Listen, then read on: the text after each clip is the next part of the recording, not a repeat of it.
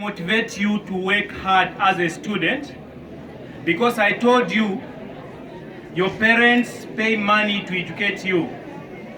It is important that you pay back your parents by working hard in school.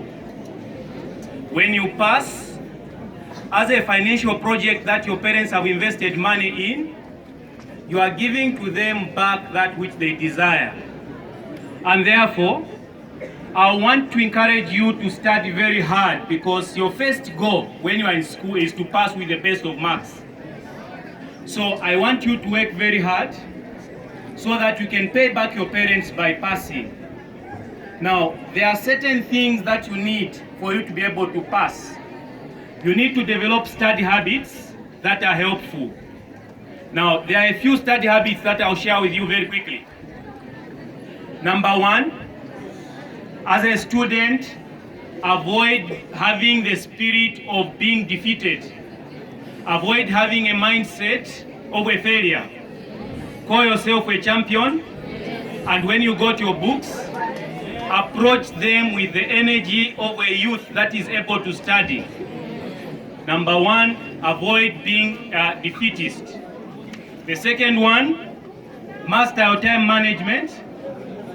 As a student, you need to master your time. On social media, you hear that time flies, but the good thing is that you are the pilot. So manage your time very well, have a timetable, and divide your subjects according to areas of difficult, and attend to the most difficult subjects first. Do not study one subject the whole week, ignoring the others. That is not a good habit when it comes to studying. Number three,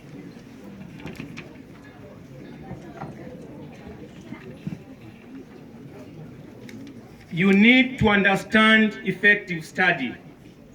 There are people who want to study, they sit in a place, they can't concentrate, they change another place, they can't concentrate. Now, what we say is when you are studying, find one good place where you have to start from. Let the mosquitoes and the cockroaches know that there's a student who sits here every day to study. That is a good. So what am I trying to say? What I'm trying to say is that make it a habit to be consistent at home, sit in one place always at that particular time and study. Allocate a place where you are going to study from, where you are comfortable. Even here in school, if you sit in one place of the library that you are comfortable with, always make sure that you maintain that place. Okay. Number four, another good habit that I want to share with you. Learn when it is time to take a break. Don't push yourself too much until you break. You burn out very quickly. So ensure that you have intervals of breaks when you are studying. So you cannot phone when you are tired studying. Nothing will be absorbed in that little mind. So make sure that you take some breaks when you can. Then reward yourself when you deserve it. If you have passed very well in class that weekend and a friend has invited you for a birthday party, that is a reward you can give yourself. Go and attend. Very good. Next, study habit number 5. Ask for help when you need it. Don't go on cracking your brain on that mathematics formula which you cannot understand. If you need help, please do go out to teachers and ask for that help. They will help you. They are here to help. Right. Study habit number 7. Take care of yourself. God has given us very important organs. You have the brain, important organ number 1, the brain. Number 2, you have your hands. Now, we always say in church that God has given us many talents, among them the talent of the mental power. So that is talent number 1. But the brain needs to be nourished. When you are in school, make sure you drink plenty of water. Don't forget to eat your food. Have fruit. Have a balanced diet at home. Your brain will function well and you'll pass in school. Very important. Habit number 8. Learn how to reduce anxiety. It's very important to reduce anxiety. When you are in school, you feel so stressed because it's a thing that you do every day. When you arrive in school, you are given a test, you have that anxiety, you are stressed. Please learn how to reduce your anxiety. Reduce your anxiety levels. You work well that way. Habit number 9, I'll end on the 10th.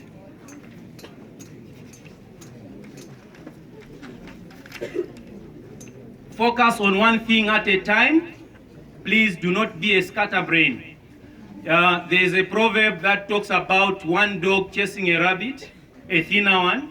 Then it saw a fatter one in front. It didn't realize it had exhausted its energies, changed the mind and went to the fatter one.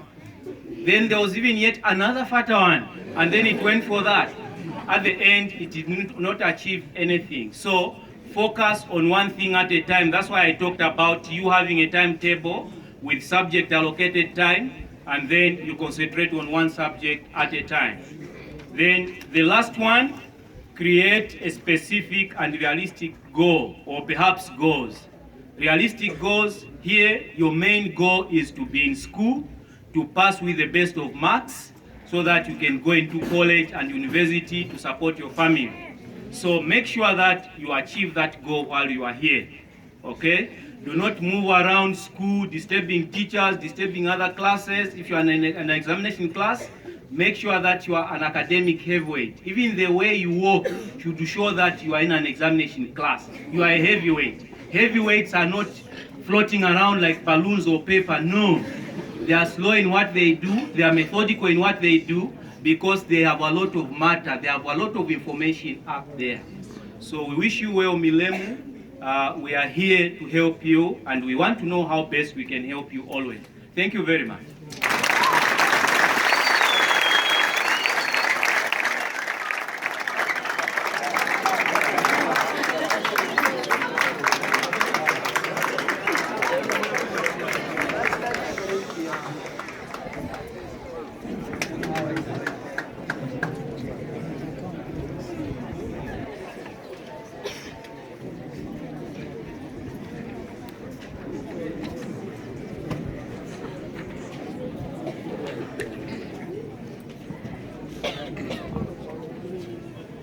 The head teacher, Milemu Secondary School, members of staff, esteemed guests, parents, pupils here present, FNB colleagues, members of the press, distinguished ladies and gentlemen. Ladies and gentlemen, today we celebrate another milestone in the partnership between ourselves and Milemu Secondary School, one that has always sought to advance and improve the delivery and quality of education in the community. As is well known, we have held numerous financial literacy interactions at this school. This tradition continued today with another round of sessions held for both pupils and members of staff prior to this meeting. However, delivering sustainably impactful interventions requires us to push the bar a little higher.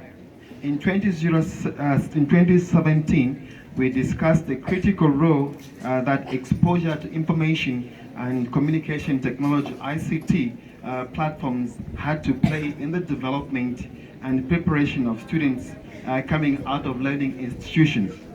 Furthermore, we discussed our aspiration to contribute towards a smart Zambia, that it was the duty of every citizen, individual and corporate alike, to support government, its ICT policy, which is vital to the attainment of our national goal of becoming a prosperous middle-income country by the year 2030. Building on our commitment to help in creating and maintaining a conducive learning environment at this school, I am pleased to announce that we, FNB Zambia, proudly present an additional 6 refurbished personal computers to Milemu Secondary School. This donation adds to the 4 delivered in September 2017 and therefore brings the total of the donated computers to 10. We firmly believe that our supplementary donation reaffirms our commitment to supporting the effective delivery of the relevant and progressive programs which add value in the lives of the educators and pupils at Milemu Secondary School.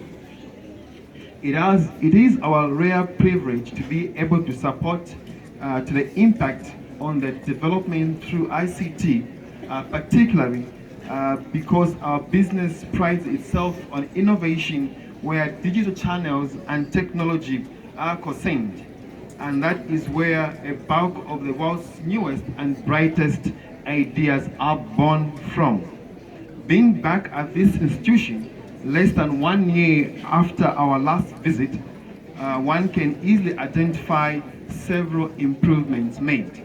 We therefore commend the administrators of their diligence and hard work towards ensuring that our future leaders receive the best possible educational experience. To the leadership at Milemu Secondary School, we thank you for your continued partnership and commitment to the sustainability of the critical and worthwhile program. We eagerly look forward supporting your growth through more engagements and build an enduring and fruitful relationship. I thank you sincerely for this opportunity this afternoon and herewith officially hand over the 6 computers. Thank you.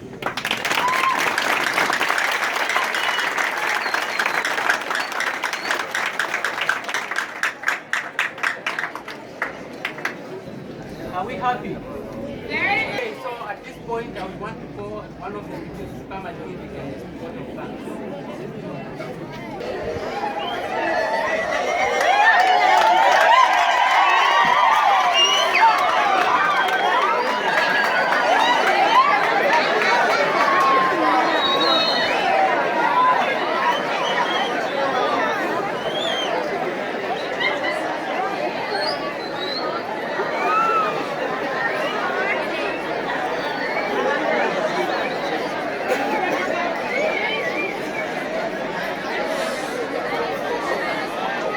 Our guests, the head teacher, all members of staff, my fellow pupils, or may I say, all protocol observed. We have discovered that technology has brought a change to the world. On behalf of the entire Milemu Secondary School, I want to thank you today for being with us because it is not easy for you to spare your busy program just to come and be with us. Our guests, we as Milemu's pupils are very thankful for the partnership you've had with our school. We thank you for the donation that you have done to our school by giving us 10 computers. We can assure you that we are going to put these computers in good use for the development of the school and the nation at large. Please continue with all the programs that you have for the school. Thank you for your time and may God bless you.